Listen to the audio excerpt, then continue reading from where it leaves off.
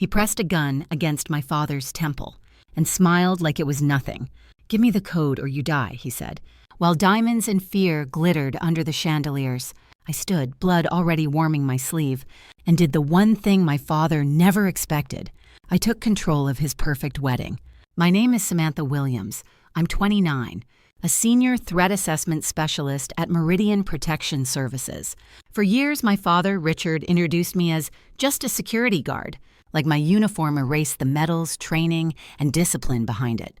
He's a senior investment banker who worships status, and his new wife, Eleanor, shines in the same circles. I grew up between two worlds, Mom's classroom warmth and Dad's penthouse polish, learning early that money buys attention, but not respect. If this is your first time here, welcome. Tell me where you're watching from. And tap like and subscribe for more true family stories. When I was 12, my parents split for good.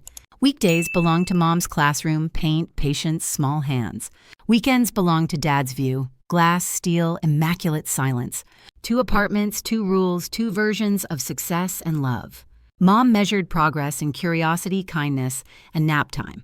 Dad measured worth in square footage, titles, and surnames. I learned early that warmth and polish rarely share tables. I kept a small notebook listing exits, questions, and feelings. By sophomore year, Dad had a map for me. Pre-law, then law school, then a white shoe firm. He said it like weather, inevitable, unquestionable, already decided. I underlined his words, then drew an arrow sideways. At 17, I told him I would enlist first. He blinked slowly, like buffering, then frowned with precision. "People from our background don't enlist," he said, voice clipped. "If they must serve, they start as officers, not enlisted." I heard the subtext, the hierarchy beneath the sentence. I heard the shame he feared worse than danger itself. Mom poured tea and asked if I felt certain. "Yes," I said. "For once, this is my decision." Basic training burned away the parts that hesitated. I learned cadence, discipline, team before ego, watchfulness, always. I learned firearms safely, respectfully, under relentless supervision and standards.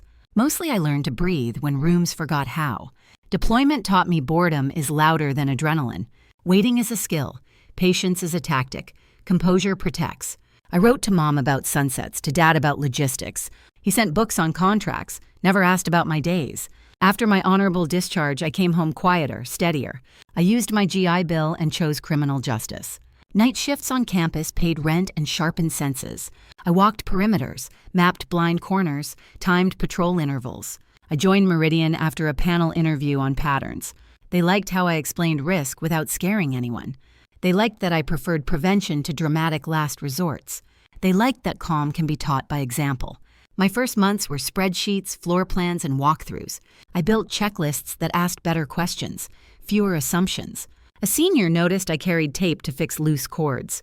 "Safety hides in the boring," he said, signing my evaluation. Assignments grew from buildings to people to entire events.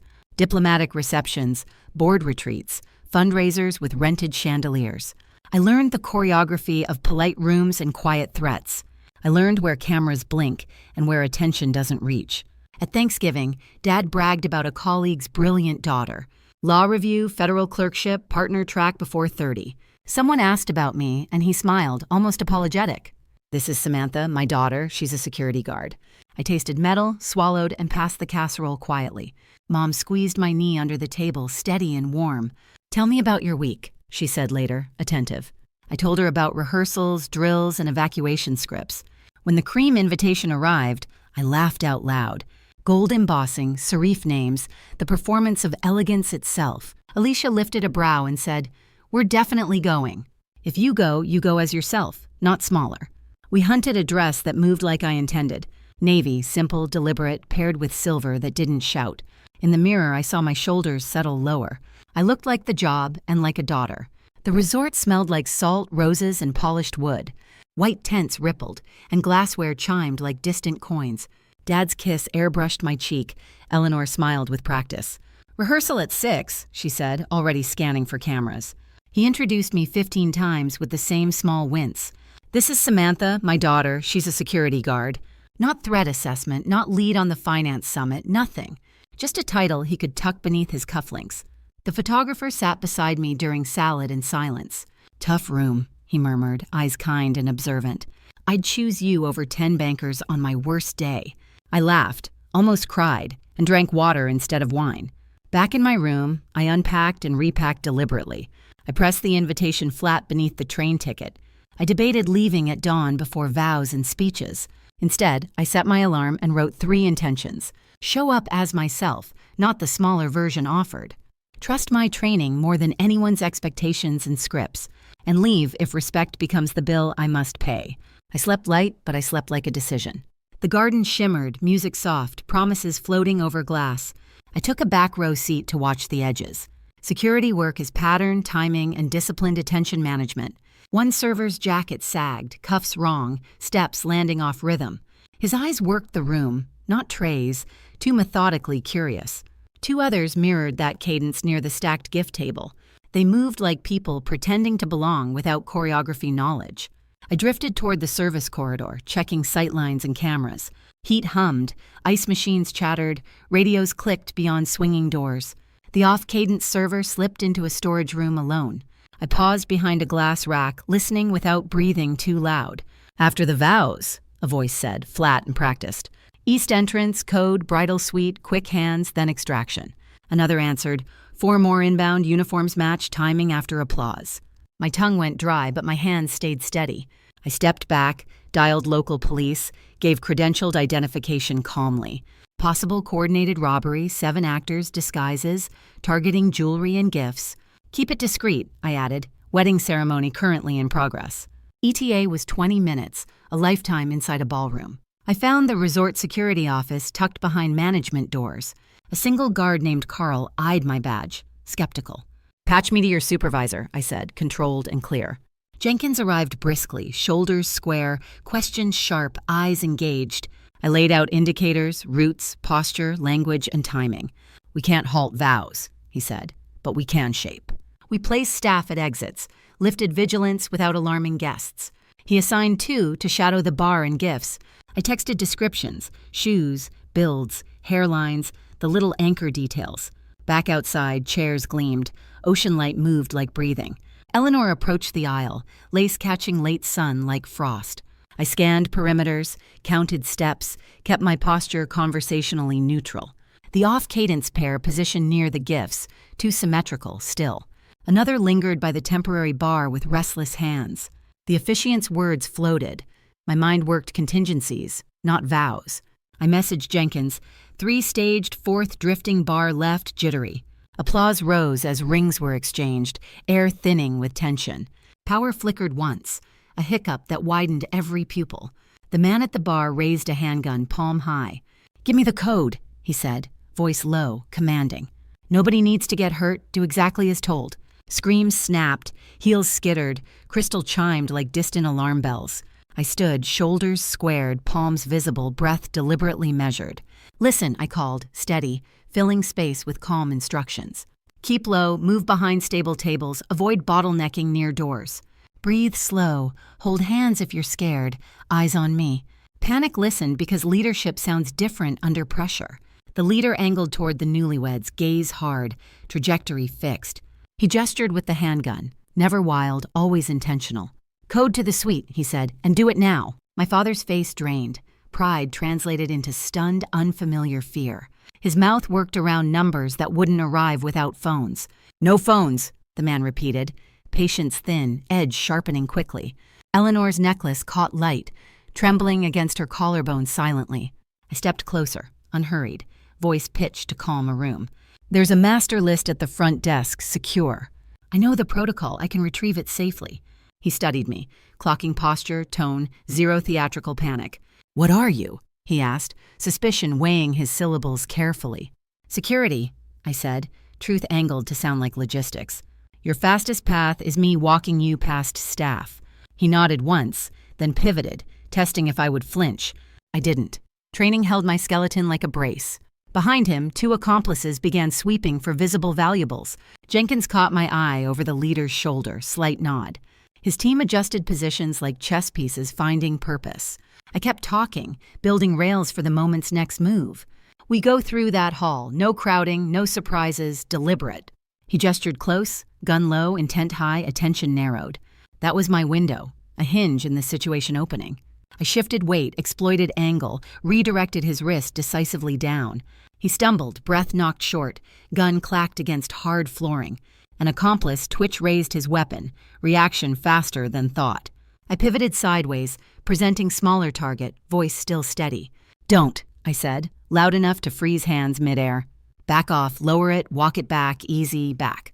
Jenkins' team moved, hands up, firm voices, practiced trajectories.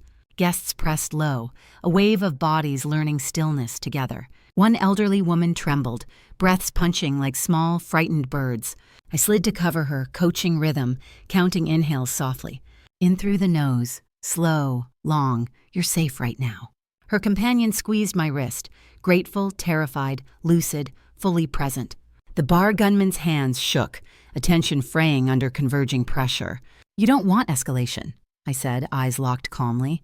"Lower it, step back, and this ends without extra charges." He hesitated, shoulders hitching, a crack of uncertainty appearing. Outside, distant sirens braided with ocean wind, hope audible. I placed my voice between him and the next mistake. "Look at me," I said, "I'm giving you options. You walk out alive if you listen very carefully."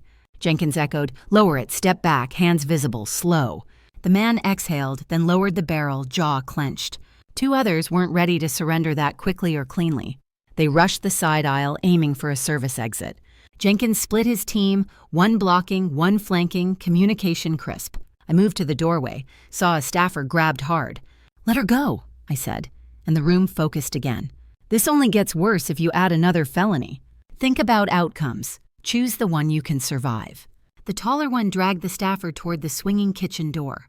He pressed the gun close, words ragged, eyes scanning every angle. "There's nowhere to go," I said, "because truth helps here. Police are inside the building, and cameras love these hallways. Let her walk, and you keep a sliver of leverage. Small choices become lifelines when pride starts drowning judgment." He flicked his eyes toward the exit, calculating, then stalled. I sidestepped, narrowing distance, hands open, palms honest, empty. "Watch my hands," I said, "and follow my words. On 3, you step back, she steps toward me slowly. Then you set the gun down, slide it with your shoe. 3 means now, no surprises, we all prefer boring." He swallowed, nodded, a human under a bad plan's weight. 3, I said, and everyone moved like a single decision. She stumbled free. I pulled her behind a service cart. He crouched, set the gun down, pushed it with care. Jenkins closed, voice level, posture communicating certainty without threat. Outside the ballroom, radios crackled, footsteps patterned, assistants multiplied. The first officers entered like gravity arriving in uniforms. Commands layered cleanly, no shouting contest, just firm choreography. One by one, hands rose, metal tapped tile, knees bent. I scanned for stragglers, for late decisions, for sudden bravado. A final actor wavered near the gift table, drenched confusion. He stared at me, then at the aisle, then down. He set the handgun gently, palms lifted, mouth barely moving. "I'm done," he said, almost whispering, reality finally arriving. A collective exhale moved through chairs like wind through reeds. I checked the elderly woman again. Her breathing had steadied. A paramedic team entered with bags, voices kind and efficient. I surrendered space to them, then found the nearest wall. My knees said sit. My training said finish your checklist. I reported head count, sequence, weapons recovered, injuries observed calmly. Jenkins scribbled, nodded, squeezed my shoulder once, grateful, respectful. "Text me your statement later," he said, eyes still sweeping. "Your reads saved minutes. Minutes save lives. Remember that truth." Guests rose shakily, dignity returning in small, stubborn increments. Someone asked if I was hurt. I shook my head. Adrenaline hummed high, but my hands hardly trembled. I found my father across the room, unbelievably still. His gaze caught on me, then the holstered handguns nearby. I saw embarrassment, relief, and a breaking story spoil. Not the one on television, the one inside his chest. Police separated spaces, taped thresholds, logged items with serial rigor. A detective took my initial account, then waved me aside. "Sit," he said. "Water's coming. We'll do the rest later." I sat because leadership also knows when to stop. Alicia's message pinged my phone, wild, all caps, heart emojis. "Are you safe? Are you okay? I'm watching local news." I typed, "Safe breathing. We'll call later. Promise. Love you." Jenkins crossed again, speaking quietly with 2 uniformed officers. They thanked him, then walked toward me with measured steps. "Ma'am, we'll need a formal statement once triage settles. Your coordination with resort security shortened this significantly," one said. I nodded, gave them my card, Meridian's after-hours number. "Happy to debrief," I said, defaulting to professional cadence. "Please prioritize guests. The elderly couple needs additional attention." The ballroom shifted from chaos to procedure to exhausted relief. Servers who were servers again poured water, handed napkins, apologized. A child peeked from under a table, clutching a satin shoe. Eleanor stood near a window, hands clasped, hair finally imperfect. My father hovered, posture broken open, words not ready yet. Across the room, a news van beamed a signal skyward. I felt the story leaving us, becoming everyone else's now. I stepped outside briefly, breathed brine, called Mom immediately. "I'm okay," I said, and she exhaled into the phone. "I knew you were," she said, "but I'm your mother." I saw lights on the news. "Call me again later," I promised, then returned inside where statements waited patiently. Evidence bags collected jewelry, tags matched lists, order reclaimed territory. In the corner, a violinist retuned strings, hands finally steady.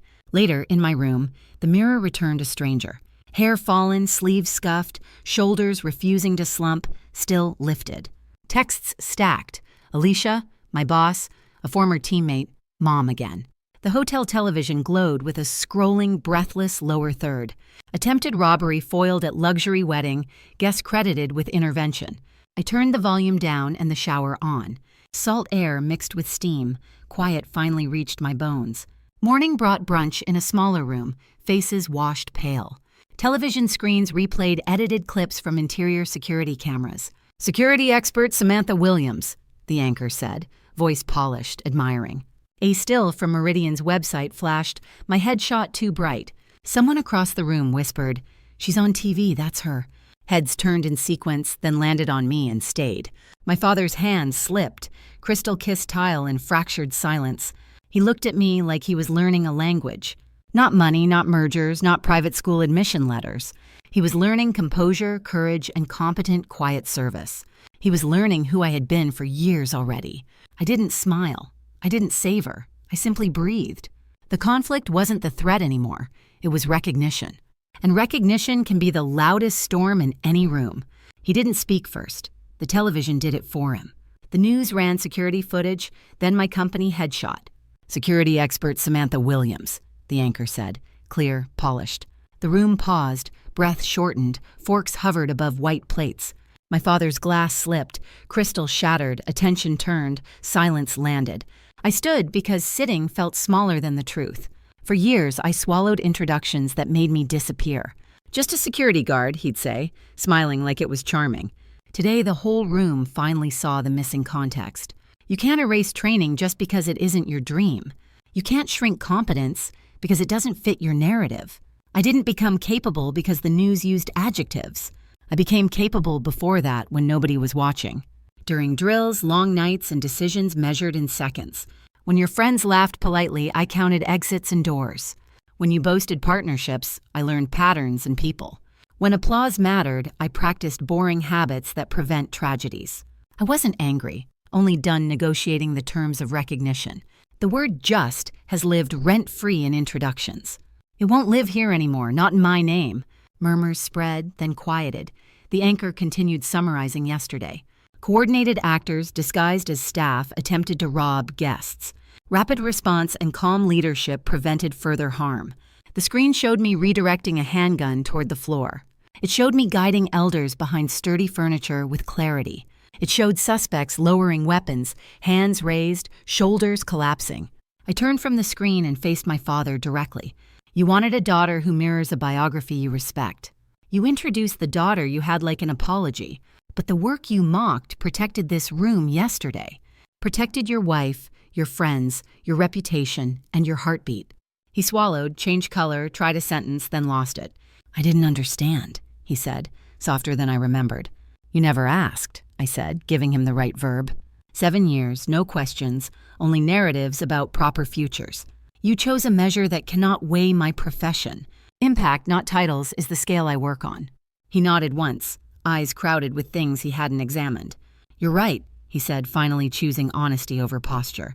I told a smaller story because it comforted me. I preferred prestige to usefulness. I preferred applause to service. And yesterday, your work protected people I love, including me. I let the words stand, unadorned, without rescuing him. Apologies matter, I said, but changed behavior matters more.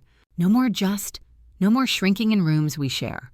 When people ask, you'll use the name of my work. Threat assessment, prevention, protection, leadership under pressure, say them. And if you forget, I walk away without ceremony. The room inhaled, boundaries spoken aloud redraw familiar maps.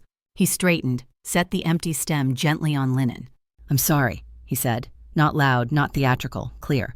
For years of dismissal, for introductions that made you smaller, for missing the evidence because I liked my narrative. I am proud of you, he added, voice almost breaking.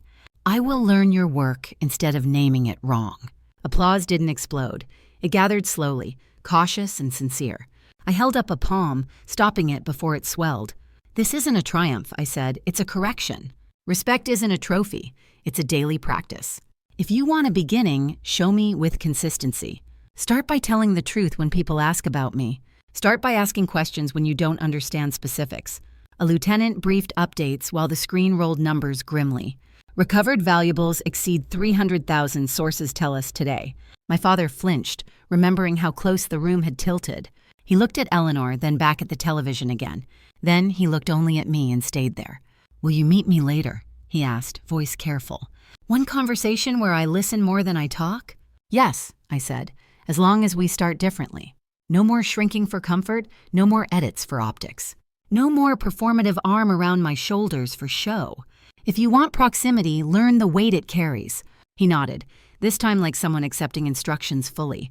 Then we'll start, he said. Today, not another someday. The room exhaled. The television volume clicked lower again. I gathered my breath, felt the ache in my arm. I let calm replace adrenaline, purpose replace old reflexes. The climax wasn't cameras, applause, or the dropped glass. It was naming the work and refusing the smaller story. It was choosing the life I had already built, publicly. It was ending the sentence where he always added, just. And it was beginning another sentence that finally named me. Weeks later, the headlines faded, but the lessons stayed. Meridian promoted me to build training for large public events. We focused on pattern recognition, de-escalation, and clear choreography. Less heroics, more prevention, fewer crises, more invisible wins. I wrote curricula about timing, tone, distance, and breathing. Rehearsals moved chairs, people, and instincts into safer habits. Calm became contagious when leadership modeled simple, repeatable behaviors. Reporters kept calling. I kept declining with polite consistency. I chose work over noise, substance over confessional spotlights. Mom teased me, said restraint is my superpower lately. She mailed clippings anyway, pressed flat under cheerful Post-it notes. Dad began texting questions that were actually questions, not verdicts. Who staffs exits, why corners matter, how radios should sound. He read documents I sent, even the boring appendices. He stopped saying just, like he had finally retired it. Small changes stacked into something sturdier than grand gestures. He asked to visit my office, sat through a drill, watched trainees practice seating evacuations without creating bottlenecks or panic. He didn't interrupt, didn't explain me to anyone, listened. Afterward, he said, I underestimated boring, it saves lives. I laughed, because boring had finally earned a promotion.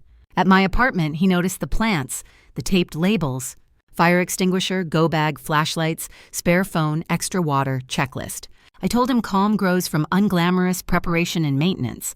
He nodded like the word maintenance had new letters today. We cooked pasta, clinked forks, let silence build a bridge. Eleanor called later, voice warmer, inviting me to speak. A charity gala for first responders needed perspective and clarity. I agreed on one condition, credit the teams, not me. They did, and the room applauded the unglamorous systems. On stage, I spoke about safety as permission to live, permission to laugh, dance, argue, pray, or simply exhale freely. Security is care, I said, not swagger dressed as courage. It is choreography that makes emergencies feel less inevitable, smaller. Afterward, Dad hugged me without performing for nearby donors. His voice cracked, then steadied. You were clear and kind. Not dramatic, just useful, the highest compliment in my field. We took a photo, not for the papers, for us. He asked if boundaries remained. I said yes, thankfully yes. No more stagey introductions when prestige crowds the conversation again. Use the right nouns, I said, and ask specifics. Name the work, not the costume people imagine around it. He practiced embarrassingly, then laughed, and got 2 sentences right. Progress sometimes looks like awkward sentences repeated until true. Therapy pulled splinters I had learned to ignore for years. I unpacked the reflex to shrink before disappointment could arrive. My therapist said awareness is courage with its shoes on. I practiced receiving praise without bargaining it down to crumbs. I practiced leaving rooms that asked me to be smaller. A magazine listed me among 40 under 40 professionals. Dad framed the page, set it beside his diplomas. Sometimes pride is quiet. A picture frame slightly straighter. At brunch months later, a former guest approached gratefully. "Your voice steadied me," she said. I breathe differently now. We traded names, stories, and a promise to practice calm. Jenkins and I debriefed eventually with coffee and diagrams. We mapped the blind wedges, refined staffing for twilight ceremonies, added lighting cues that read like hospitality, not alarms. Staff trained a breathing count they could carry to tables. Prevention is art when the audience never sees the brushstrokes. Meanwhile, Dad and I built a schedule that protected energy. Monthly dinner, alternating homes, questions aloud, deflections gently returned. He asked about Mom respectfully. I answered with equal respect. Triangulation ended. I refused to manage anyone's emotions anymore. Respect looked like cleaning his own language before speaking. When he slipped, I named it, then guarded my space. I did not litigate history. I honored my present choices. He apologized faster, then adjusted behavior where it mattered. Consistency arrived late, but arrived in shoes built for distance. At the anniversary of the wedding, Eleanor hosted a dinner. She gave a toast that named the helpers first. She thanked servers, security, paramedics, cleaners, and the florist. Then she thanked me for insisting credit spread like sunlight. I felt seen without being centered, which is rarer. Later, Dad asked if cameras still make me uneasy. I said visibility is fine when accuracy walks beside it. He smiled. Once he preferred spectacle to accuracy, now not. The apology never became a trophy. It stayed a practice. Sometimes he introduced me and stopped halfway, then restarted carefully. "This is Samantha," he said, threat assessment and protection specialist. She leads prevention training for complex venues and events. People nodded, asked curious questions, and I answered simply. Nobody laughed, because clarity changed what laughter could mean. I still counted exits everywhere, a habit like breathing. Still sat facing doors when rooms felt crowded and loud. Still wore black suits that made pockets disappear into seams. But now I carried something lighter alongside the flashlight. The certainty that my path no longer needs permission. The relief of not translating my value for familiar ears. The quiet peace of not auditioning at my own table. When storms came, I chose anchors I had built patiently. Checklists, drills, good shoes, friends who text back immediately. Dad's new habit of asking before advising, then listening. The world stayed noisy. Our kitchen stayed remarkably ordinary. Ordinary was everything I once thought only prestige could buy. Ordinary dinners, unremarkable questions, laughter that did not audition. Because the climax ended on a stage. Life didn't. I kept building rooms where fear did not set prices. Where care and clarity made celebrations safer, freer, wider. Where daughters did not shrink to make fathers feel taller. Where apologies learned to walk, not pose for pictures. And where my work kept meaning protection in every direction. Have you ever had someone finally recognize your value? After years of being underestimated, especially by family? Share your moment below. Your story might help another person. Draw healthier boundaries. If this resonated, please like the video, subscribe for more true family dramas, and share it with a friend who needs the reminder that competence and compassion count more than titles. Thank you for watching and being part of this community.